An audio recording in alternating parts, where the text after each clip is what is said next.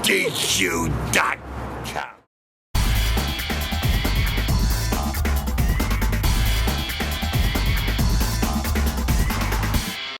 Greetings to everyone out there in the NoDQ galaxy. Welcome to a NoDQ video here on NoDQ.com and the YouTube channel, youtube.com/AaronRift.NoDQ. I have your questions today from twitter.com/AaronRift. First one today comes from Jeremiah Dorset. Three-part question. Now that Neville is officially done with WWE, what's next for him on the independent scene? And is WWE going to be doing a traditional Survivor Series match between Team Angle versus Team Corbin? And when is Shane McMahon going to return? I love you, Jeremiah. You're awesome. But you're breaking the rules here. One question. No three-parter. The two questions at the end, I have no idea. So I'm just going to say that. Now, to answer that first question about Neville, what's next for him? I suspect he will be involved with New Japan Pro Wrestling, Ring of Honor. I think he will have no shortage of opportunities on the indie scene. He is going to be a hot commodity, and I think that we're going to see him all over the place, all over the world, doing his thing, and hopefully he'll have his passion for wrestling again, because it seems like WWE did something to make him feel like the wrestling business wasn't worth the effort. And hopefully he feels differently working on the indies, and he can regain that passion again and really love the business. I suspect he'll be able to make a good living at the very least, and I think he'll enjoy doing what he's doing on the indies.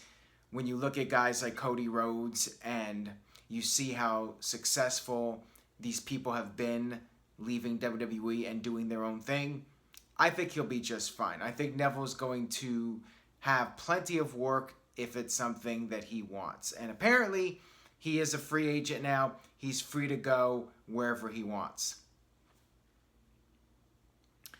This one comes from The Sinful Saint. WWE has possibly the most bloated roster ever, and people are getting lost in the shuffle. Would the launch of a new brand help this, or is that overkill? Maybe something exclusive to the network like NXT or 205 Live. Because we're all just tuning into 205 Live and watching it, right? No, adding another brand is not going to help. There's too much product, too much to watch, too much WWE content, too much NXT content, too much indies. There's plenty of content out there.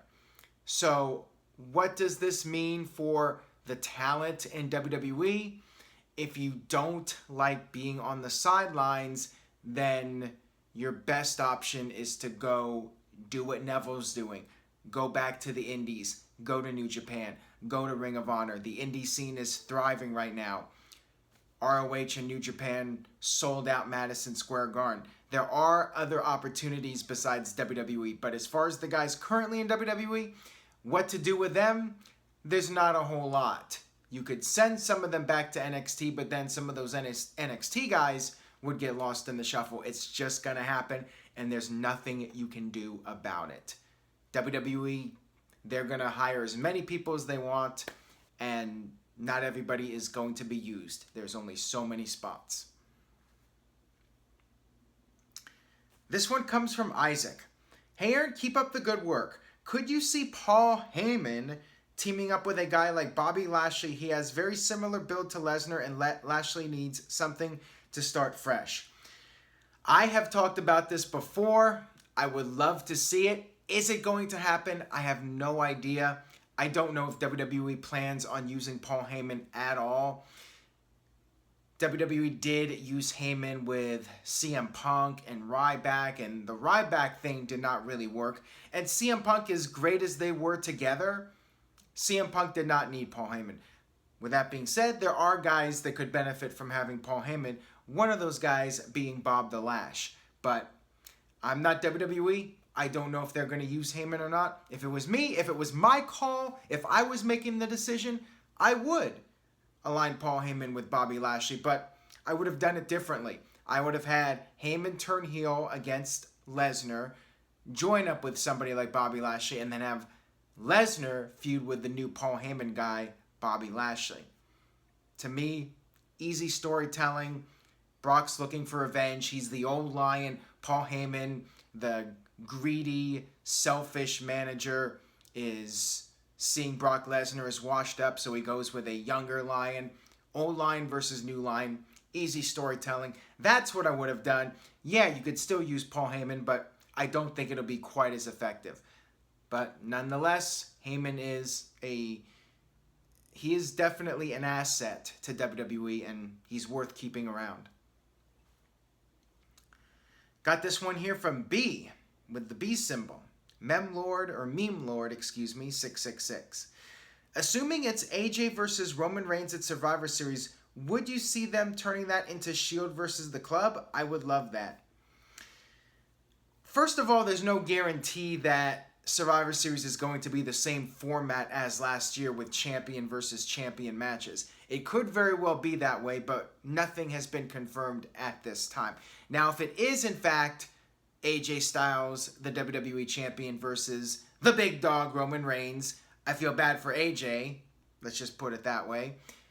Now, could WWE possibly change it up? Have Anderson and Gallows with AJ and do the Shield versus the Club? I like it. If the Shield is going to be a thing for a while, why not? You could do a lot of matches with the Shield. You could do the Shield versus the Wyatts at Super Showdown. You could do the Shield versus the Club at Survivor Series. I'm all for it. I say go for it. Gives Anderson and Gallows something to do and elevates them a little bit, and you don't necessarily have to have AJ or Reigns take the fall. By doing a match like that, Luke Gallows could take the fall, or Dean Ambrose, since he's used to doing it, could take the fall. So it works for WWE, protecting the world champions. To me, it's a no-brainer. I actually think it's a great idea. This one comes from Rollins versus Styles, please. Who on the very low card, guys who don't get any TV time whatsoever, would you like to see get a big push?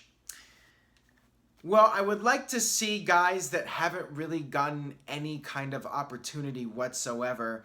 The biggest example I can think of right now is Mike Bennett. He was brought back with Maria. Maria got pregnant, and Mike was dealing with some personal issues. I feel like his TNA character had some potential, but of course TNA doesn't know how to market characters or even write compelling storylines. I mean, look at this past week's Impact Wrestling. They're running over kids now in their storylines. Jeez. But anyways, I digress.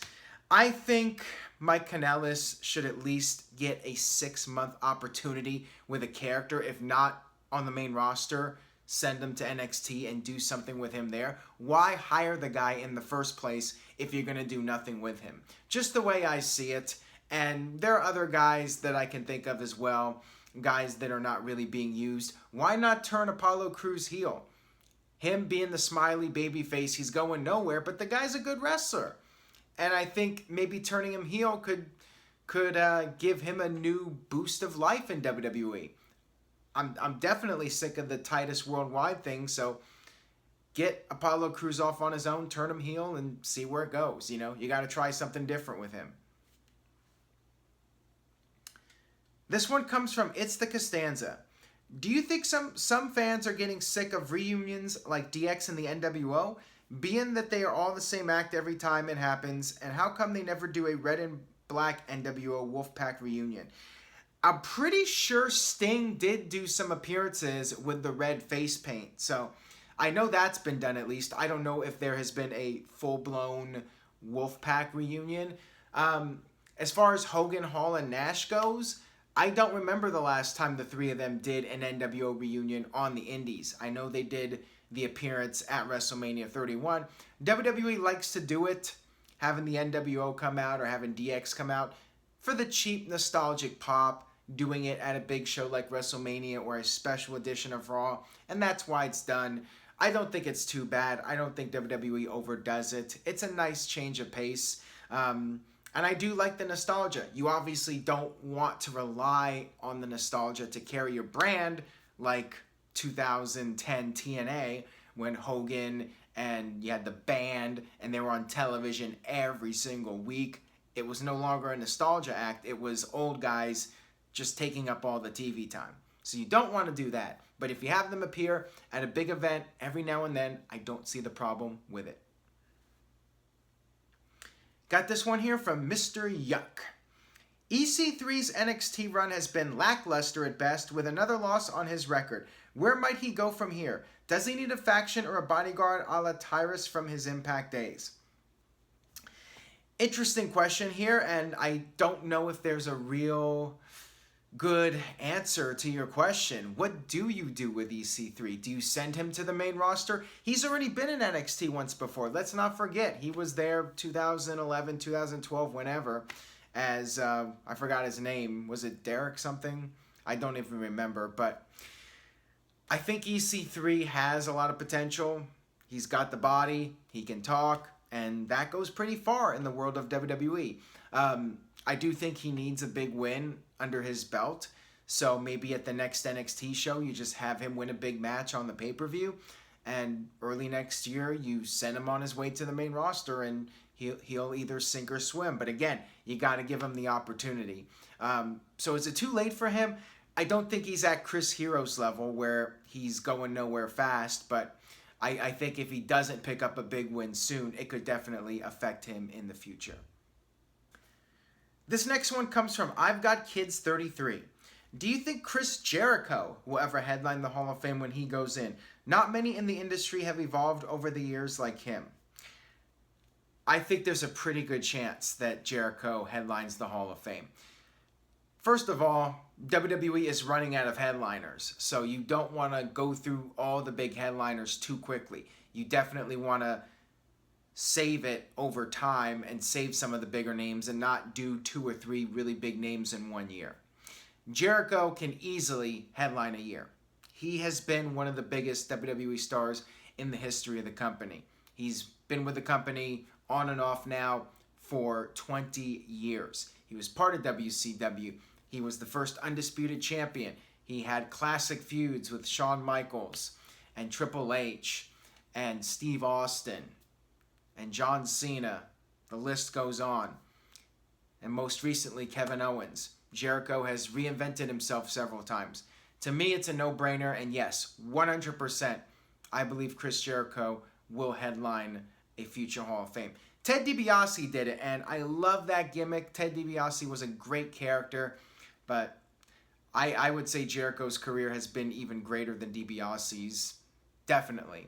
So, yeah, I think 99.9% chance Jericho headlines a Hall of Fame relatively soon, next 5 years or so. Got this one here from Walter. Hey Aaron, do you think changing Becky Lynch's theme music might help her heel turn out a little?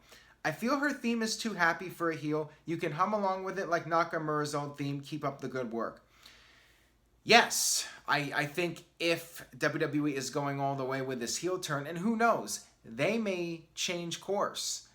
People in WWE might decide, hey, this isn't going to work, and they might go in a different direction and switch her back and have Charlotte go heel.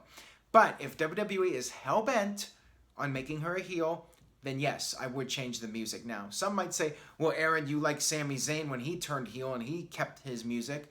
The thing about Sami Zayn is that it almost worked for him. I would say it did work for him because he was this annoying character, and the music worked in that sense. He comes out and he's just overly obnoxious, and the music is obnoxious. Him coming out there, it just worked because of the character that he was portraying. But as far as Becky goes, they're trying to make her more of a serious heel, and the whole tone of the storyline, that music just doesn't work right now. She's a different Becky, according to this storyline. So I think you got to change her theme music, and you got to make it darker and do something different with her. That'll wrap it up for this edition of NoDQ Video. Thank you for watching. And if you're a first-time watcher, please subscribe. And if you have been watching, the best way you could support the site is to spread the word. Tell a friend about NoDQ video. Share this video on Facebook, Twitter, other social media sites. Text your friends with a link to this video. Say, hey, you got to check out NoDQ video.